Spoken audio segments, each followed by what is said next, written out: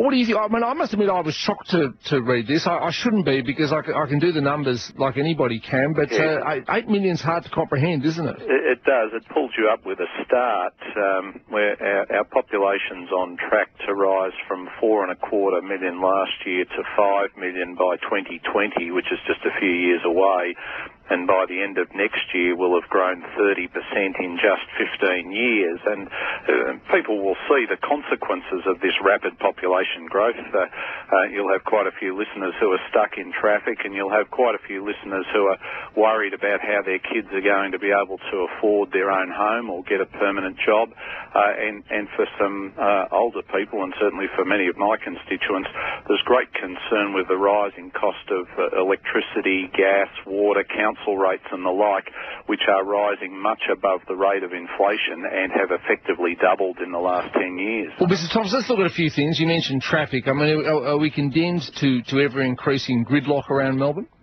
Well, if we keep on with the population growth path that we are, then certainly the answer is yes, Tom. The projections are for, we've got a couple of million cars already, and the projections are for an extra million cars in just a little over a decade. So it is impossible to manage that effectively. It is a recipe for ever-increasing congestion, just as large cities around the world, the Jakartas and Manilas and so on, experience massive traffic congestion, and no body is able to come up with an effective solution for that. Tommy, what about the housing in which the average Melburnian of the future might live? I mean, is the Aussie dream of the quarter-acre block and a brick veneer house going to be replaced by a flat in an increasingly tall block of flats? Yes, I think that is the lesson from overseas countries where high-rise apartments have become the norm in large cities. We're already seeing it in Melbourne's inner areas, high-rise apartments becoming the norm, and our children are not able to afford homes in the way that my generation or my parents' generation were able to. When I was 25, I put down a deposit and took out a mortgage and was able to do that.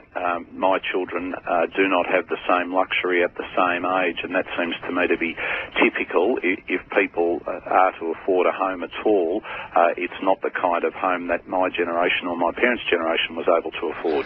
Tell me, I mean, there's not a great deal state governments can do about population, is there? I mean, if people want to come into this state from anywhere else in Australia, they're entitled to do so. But should the federal government, of which you're a federal member of Parliament, should the federal government, whether it's Labor or Liberal, and let's be honest, we'll have both Labor and Liberal governments between now and 2049, should more be done to think about immigration and what it means for our population size?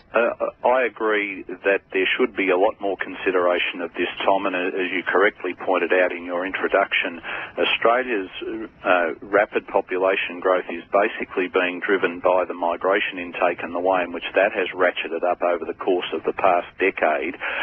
The natural increase is there. We're growing by a little over 100,000 every year through natural increase, but that's not the thing that's driving the population growth. The thing that's driving it is the way in which our net overseas migration has ratcheted up from around 70,000, which it was back in the 1980s and the like, through to more like 200,000 now, and sometimes even higher than that. And that's the thing that I think we ought to stop. I think we should return our net overseas migration to around 70,000, which used to be the case. That would ease the pressure on Melburnians. That's a big drop, isn't it? I mean, from over 200,000 now down to just 70. I mean, you'd have to drop the number of people coming in here by 130,000 a year.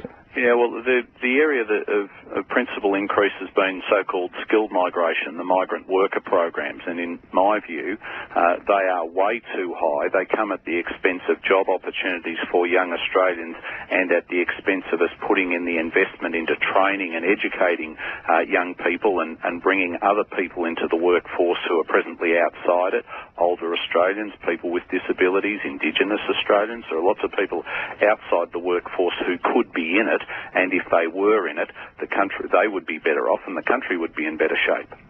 Kelvin Thomson, Federal Member for Wills. You make a lot of very interesting points, and I appreciate your time. Good to talk with you, Tom. I'm sure there's a lot of Indigenous Australians who, going back quite a way, might have been a bit concerned about the level of immigration from overseas. I say that slightly tongue-in-cheek. All right, let's go to some calls at 9600 693 13 13 32.